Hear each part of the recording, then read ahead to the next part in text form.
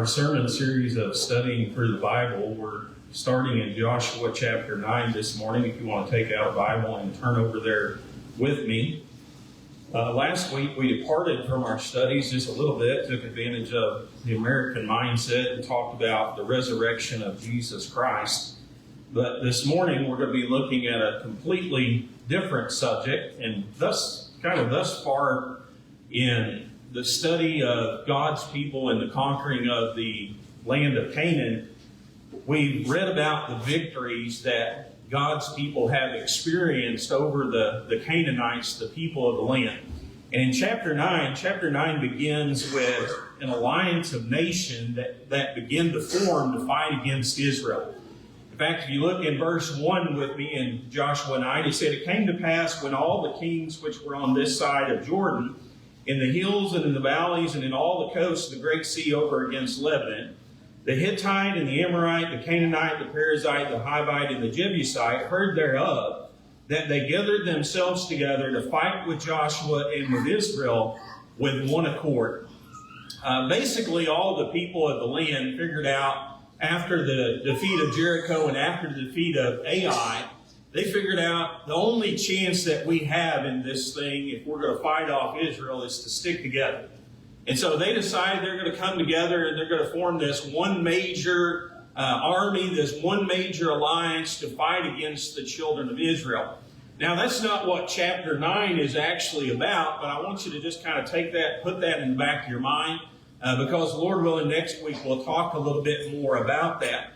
And while there was one group of nations who were forming this plan to defeat God's people, there was another group of people within the land of Canaan who were considering a quite different strategy than forming or allying together and fighting against Israel. In fact, that's what we read about here in chapter 9. If you get in and read it with me in verse 3, it says this. It says, "When the inhabitants of Gibeon heard what Joshua had done unto Jericho and to Ai, that they did wildly," the King James Version says, other versions translate it deceptively, "and they went and made as if they had been ambassadors, and took old sacks upon their donkeys, and wine bottles old and rent and bound up, and old shoes clouded or patched and stitched up upon their feet, and old garments upon them, and all the bread of their provision was dry and moldy. And they went to Joshua unto the camp at Gilgal, and said unto him and to the men of Israel, We be come from a far country. Now therefore make ye a league with us." The scheme that we read about here, now again, we read about the kings of the land and most of the nations of the land forming one scheme to try to defeat God's people. But the scheme that we're reading about and studying about here in chapter 9 is that was formed by the Gibeonites. And it was a scheme that, when you stop and consider it in the general context of deceptions and of lies, they cunningly prepared their supplies in such a way that they seemed, whenever they would come to the children of Israel, it would seem like they had come from a very far distance. In fact, the Bible talks about how they went to great lengths to patch the clothes that they were wearing, and even to take old sandals and to patch them up and to stitch them back together. So it looked like they had come or been on a very long journey. They went to great extremes to take this food with them that, it was food that obviously, if you looked at it, it wasn't fresh. It had been made a long time. It was very dry. Some of it even contained mold. And they bring this to the children of Israel, and they present it before them to deceive them, to make them believe a lie. And what they want them to believe is they're not really part of the people of this land. They're not one of those groups and one of those nations and one of those people that God has commanded them to utterly destroy, but rather they're a group of people from a far-off country who just want to make a covenant with God's people. And I want us to think about, as we study this morning, we're going to concentrate on the idea of this strategy that was used to defeat God's people back here in the Old Testament. That is the strategy of deception. And I want you to just take a moment this morning and to think about the role that deception and lies play within Satan's strategy to defeat God's people today, or even to defeat humanity in general. And if you stop and you really think about the great tragedy of how much deception exists in the world today, the great tragedy of how many lies are propagated under the name of religion, it's amazing to me, and it's stunning to me that so many people have been affected by this clever scheme that Satan has used over the period of humanity. You know, I think back to Adam and Eve, the first man and the first woman to ever walk upon this earth. They were deceived by Satan, weren't they? They believed a lie that was presented to them by Satan. Because of that, they were defeated, spiritually speaking. They may have been the first people to ever be deceived by Satan, but they certainly weren't the last. And so think about today as we study this idea of deception, you know, just one of the greatest enemies that we're ever going to face, one of the strongest tactics that Satan has ever employed in the defeat of God's people is that of deception and lies.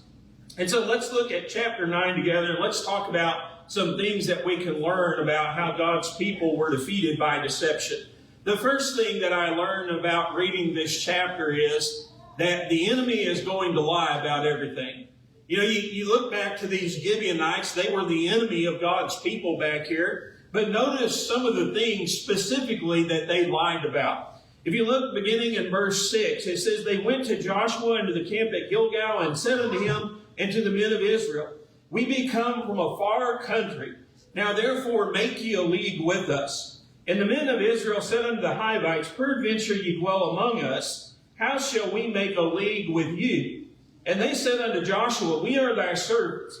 And Joshua said unto them, Who are you, and from whence have you come? And they said unto him, From a very far country thy servants are come." The first thing that we read about that they lied about, well, they lied about their origin. They lied about where they were from. And as they came to Joshua, of course, the first thing that they point out or say to him is, "Listen, we're not from around here. We've come from a very far place away. We've come from a very far country." And evidently, as you kind of read through this story, it seems like, at least in the beginning, Joshua and the leaders of Israel are at least suspicious about these people. Because notice what Joshua says to them in verse 7. He says, "Maybe you are people who dwell among us." You know, probably Joshua looked at them and realized by their physical appearance that he recognized some of the traits and the qualities of these people. He'd seen these people in this land before. And so he says, maybe you're just people who are dwelling among us and you want us to make a covenant with you. But notice in verse 8, they said, "No, that's not the case. We're not from around here. We've come from a very far country." And so the first thing that they lied about was where they were from. The second thing that really stands out to me that they lied about is the purpose or the reason that they had come, they had been brought before Israel. Now, obviously, as we read through that passage, we understand that they wanted to make an agreement. They wanted to make a covenant with the children of Israel, with God's people of some kind. But notice how they do that beginning in verse 9. They said unto him, "From a very far country thy servants are come, because of the name of the Lord thy God. For we have heard of the fame of him and all that he did in Egypt, and all that he did to the two kings of the Amorites that were beyond Jordan, to Sihon, king of Heshbon, and to Og, king of Bashan, which was at Ashtaroth." Notice verse 11. "Wherefore our elders and all the inhabitants of our country spake to us, saying, Take victuals with you for the journey, and go to meet them, and say unto them, We are your servants. Therefore now make ye a league with us." One of the most blasphemous things that this group of people, the Gibeonites, lie about is they lied about, I guess I should say I assume they're lying. I just kind of assume that because of everything else that they said. But they are lying about the reason for their coming, and that was, they said, "We've come because we've heard about this God that you serve. We've come because we've heard about the great things that he did back in Egypt. Now remember, these things happened in Egypt at least 40 years ago, okay? So they've had a significant amount of time. If they were really impressed by these things in Egypt, they've had a significant amount of time to make that journey and kind of already talk to these people about their God. They pointed out, we heard about, Zion, and we heard about Og, these two famous kings who lived on the east side of the Jordan River, and how you guys just handily defeated them. What is also interesting to me is they don't talk about Jericho and Ai, and that's pretty important, because if they weren't from around there, they probably shouldn't be talking about what had just recently transpired. It would have taken days for that news to have traveled and caught up with them. But basically, they put on this muse, this scheme, this front, that their purpose is to honor the Lord that Israel served. And so they use, this is what really, I guess, rubs me the wrong way in this story, but we do it sometimes as human beings. They use God's name to save their own skin. And they were taking advantage of God's people. They knew that God's people were all about honoring the name of Jehovah. And so when you come to them and you start talking to them about how you respect and how you admire and how you honor their God and the things that He's done, and you just want to have some kind of association with Him and with His people, that's something that would have went to the heart of Joshua. It's something that would have went to the heart of all the leaders of the children of Israel too. And so they lied about their purpose in coming, and that was to honor the Lord. They also, we read about, lie about their food and their clothes. In verse 12, they said, "For this is the bread that we took hot for our provisions out of our houses on the day that we came forth to go unto you. But now, behold, it is dry, and it is moldy. And these bottles of wine which were filled were new. And behold, they be rent. And these our garments and our shoes are become old by reason of the very long journey." And so again, we read about how they've gone out of their way to make it appear that what they're saying is true, to make Israel believe this lie, that really they've come from a long way away. The food, the bread that they bring along, they said, this was fresh the day that we left our hometown. Look at it now. Well, it's all dry and it's got mold all over it. Look at our clothes. They're all torn and repaired. Look at our sandals. They've been stitched back up. All these things show you that we've come on a very far journey to get where we are today. And so here they are. They're lying about anything and everything that they can to get God's people to make a covenant with them. Now, I say all of those things. That's a good story in and of itself, but always what we want to do with these stories in the Bible, these biblical accounts, is we want to find application in them today. And so when we talk about the enemy, using deception to defeat God's people, the question becomes this: what will they lie about? And the answer is anything and everything. But what I really want us to think about this morning is religion is not going to be off limits. Okay, just because Christianity comes from God and is given to us by God, doesn't mean that Satan is going to honor and respect that. It doesn't mean that he's going to say, okay, that's a very sacred, that's very holy, that's a very special area, so I'm not going to get into that. I'm not going to try to deceive people. I'm not going to try to lie to them when it comes to something that's so important as that. In fact, as we read through the New Testament, one of the things that you can pick up on as you go throughout these different letters that were written to different first century churches is you'll find that they were battling against deception. They were battling against lies that were being propagated from within and without the church. In fact, Paul would write in 2 Corinthians 11 and verse 13, the epistle, the letter of 2 Corinthians is basically where Paul is defending his apostleship. There had been people who had come along and said, Paul is not the man whom he claims to be.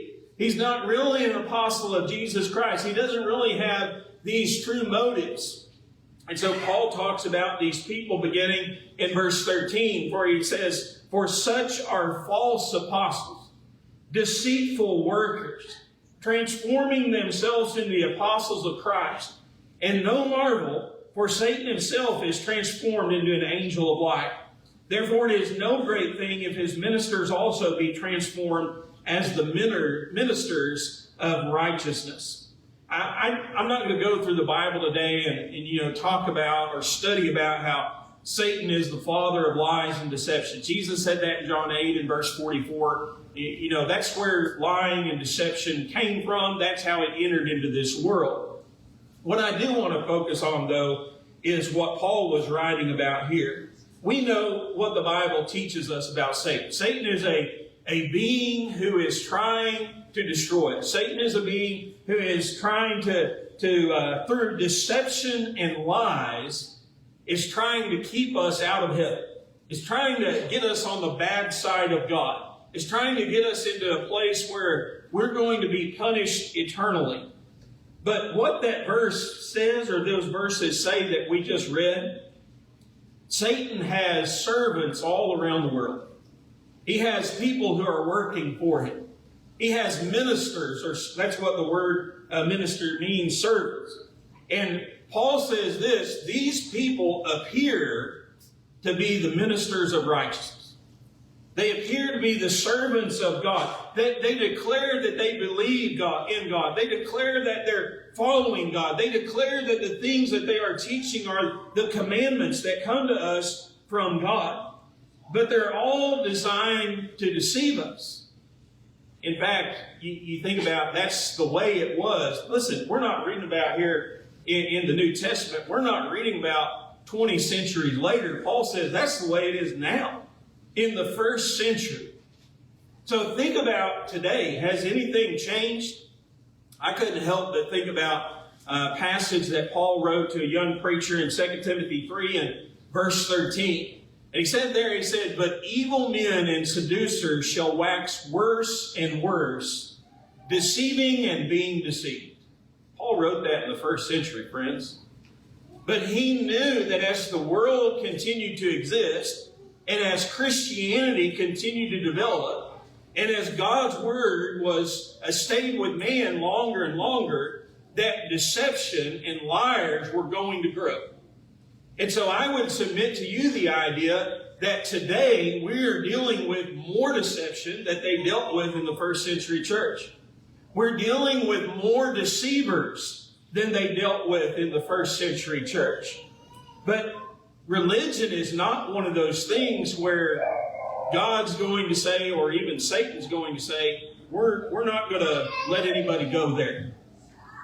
So what we have to understand is we have to be very careful when it comes to what we believe concerning God and concerning our obedience and concerning our worship toward Him. In fact, Paul pointed out in the same letter in 2 Corinthians chapter 4 and verses 3 and 4, he said, but if our gospel be hid, it is hid to them that are lost, in whom the God of this world hath blinded the minds of them which believe not, lest the light of the glorious gospel of Christ, who is the image of God, should shine unto them. What Paul wrote about there is that Satan blinds people from the light of the gospel.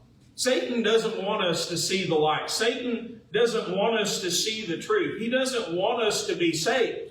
And so he's going to do everything within his power to keep us from seeing the truth and knowing the truth and obeying the truth. And unfortunately, one of those things that he's going to use, or one of those tactics that he's going to use, is that of deception and lies. Does he say things that sound good, that sound true to us? Well, sure. But we've got to examine the evidence to make sure that it's so. Because Satan will lie about religion. It's not something that's going to be off limits to him or to those who are serving him. In fact, I would even submit to you the idea, if salvation is as important as the Bible indicates to us that it is, that this is probably the one area that Satan's going to focus on the most. That's the one where he can do the most destruction, or in his eyes, he can accomplish the most that he wants to do. And so we have to be very careful when it comes to this area. You know, the Bible is full of warnings that exist to us. Well, one of the saddest passages that I can think about in the New Testament is actually found in Matthew chapter 7 and beginning in verse 21. And Jesus painted a picture for us there. It's a picture of a group of people who were deceived. But he said, beginning there in verse 1, he said, "Not everyone that said to me, Lord, Lord, shall enter the kingdom of heaven, but he that doeth the will of my Father which is in heaven. For many will say to me in that day, Lord, have we not prophesied in thy name? And in thy name cast out devils, and in thy name done many wonderful works? And then I will profess unto them, I never knew you. Depart from me, ye that work iniquity." Think about that passage. We're reading about a group of people in the judgment day who are standing before the throne of Christ, and they thought that they were right. They believed that they were right. But they found out that they were wrong. They thought they had believed the truth. They thought they had obeyed the truth. They thought they were living the truth within their life. But what Jesus pointed out there is this. He didn't say, I knew you at one point in your life, but you turned away. He said, I've never known you as my child. I've never recognized you as my servant. How can a person end up in that state? By believing a lie. And that's what these people had done. They believed that they had obeyed the truth, that they had accepted the truth, that they were living the truth within their lives, only to find out that they had believed a lie. What's important to me when you look at this story, or one of the things is, in verse 14, there's a statement that's made there. These Gibeonites tell Joshua and the leaders, they say, come look at our stuff. And the Bible says they examined their clothes, and they examined their shoes, and they examined their food. But you know what they didn't do? They didn't consult with God. They didn't go to God. They didn't seek His counsel. They didn't ask what I should do in this particular instance. And that's what gets us into trouble, isn't it? It's when we accept what somebody else tells us. It's when we won't look at what God says. And listen, religion is one of those things, it's too important to take somebody else's word for it. If we want to know about religion, we need to study what God told us. We need to look at the evidence that He's presented to us. And so I guess another good lesson from this is too, Joshua and the leaders, listen, one of the things that they did whenever they found out they believed a lie and they were deceived, they admitted it, didn't they? They didn't just go on and keep on pretending like what these people told them was true. No, these guys are really from a far off country. When they found out they believed a lie and erred, then they came to grasp with the truth. And so that's something we should do today. So the enemy is going to lie about everything. Let's talk about just a few lessons here that we can learn about lies and deception from this chapter. The first thing, obviously, we've talked about, but we need to be watching out for lies and liars. If you want to put it in a more milder term, we could say deception and deceivers. That sounds a little bit better, doesn't it? But that's what we're talking about here. Jesus said in Matthew 24 and verse 4, He said, take heed. He was talking to His apostles, not to the world, to His apostles. He said, take heed that no man deceive you. Be careful.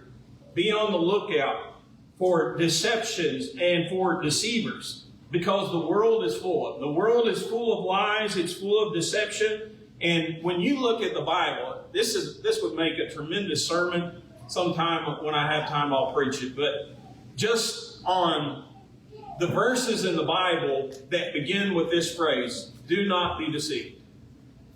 You'd be amazed as you look through the Bible at some of the things that God says. Now, be careful. Be on the lookout. Don't believe this lie, is basically what God is saying. In 1 Corinthians 15:33, one of those, and this is one I talk about a lot, but it deserves it. But Paul says there, he says, be not deceived, evil communications corrupt good manners. New King James Version says evil companionship corrupts good morals. And I know this is one of those that I harp on, and probably these young people get tired of hearing about it. I know my group of young people do, but it's a lesson that is needed in the world today. And not just for young people. It's for all of us. The lesson is this: the people we surround ourselves with have an influence upon us. And if you don't think they do, the Bible says you're lying to yourself. You're believing the error. You're believing a lie.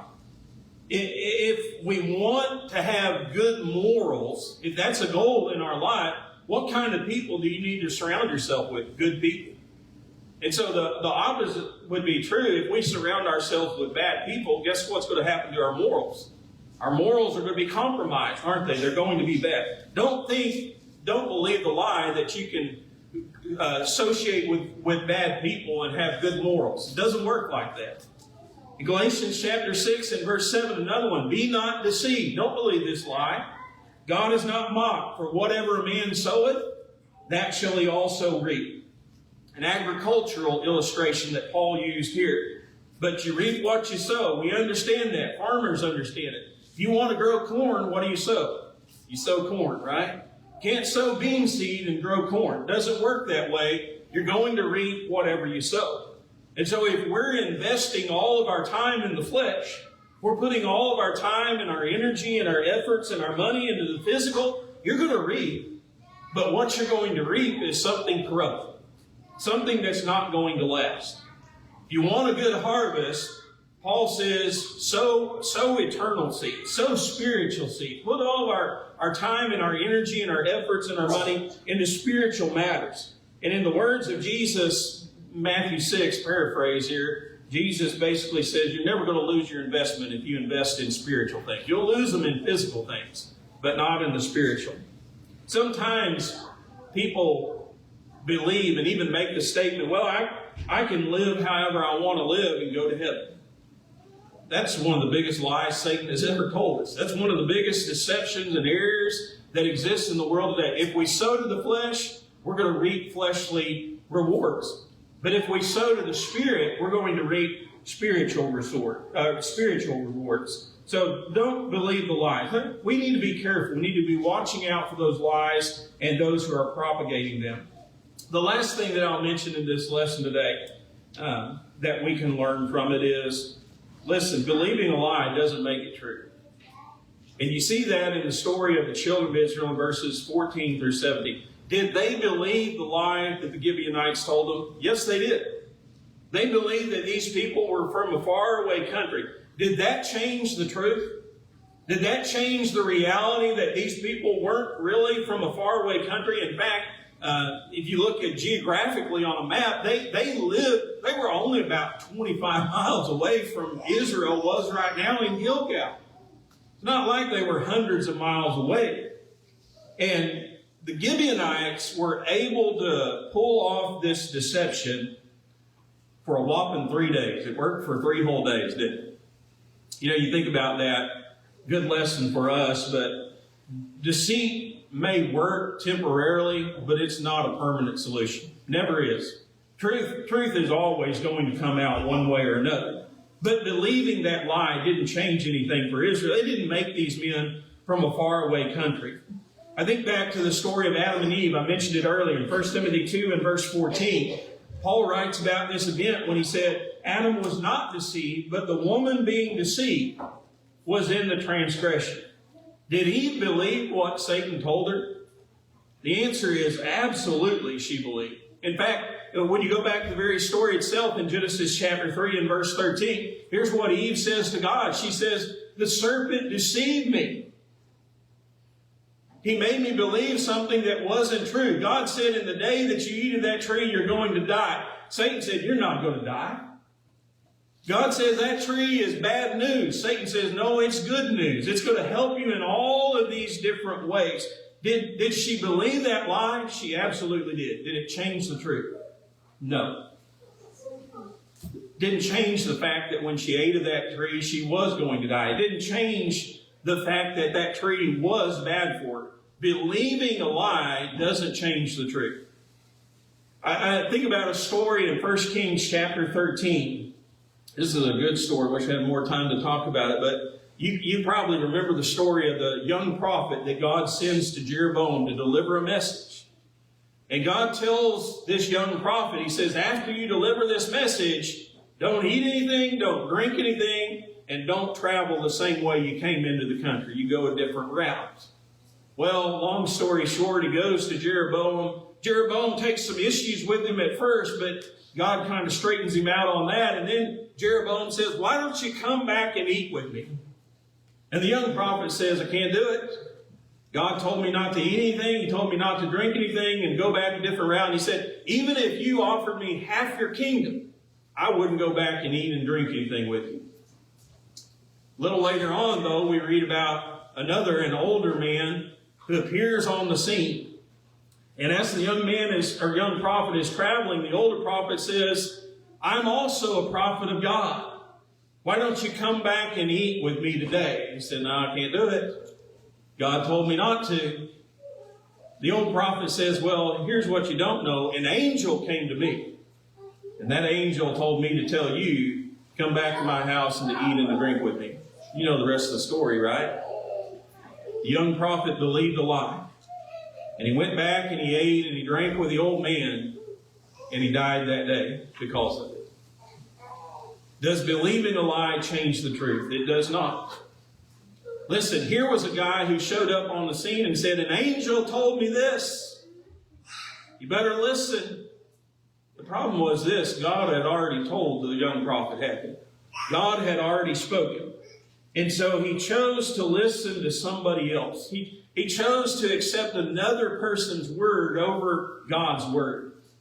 And here's the problem. When we start relying upon other people can lie. You know who can't lie? God. We can't bank on other people, what other people tell us. That's why salvation is such an important matter. You can't take what I say and say, well, he's the preacher. He ought to know. You can't take what your mom or your dad says and say, well, it's got to be good enough because that's what mom and dad did. As honest and as good as intentions as some people have, salvation is too important of a matter not to listen to when God speaks. And so God gives us His word. We just have to listen to it, because if we believe a lie, it's not going to change God's word in the end. It's not going to change the truth. The enemies of God's people use lies and deception to defeat what would have been an otherwise undefeatable army. What did they lie about? Well, the answer is everything. Satan and his servants will lie to us about everything, but listen, they'll especially lie to us when it comes to matters of religion. You know why? Because they don't want us to see the light. They don't want us to be saved.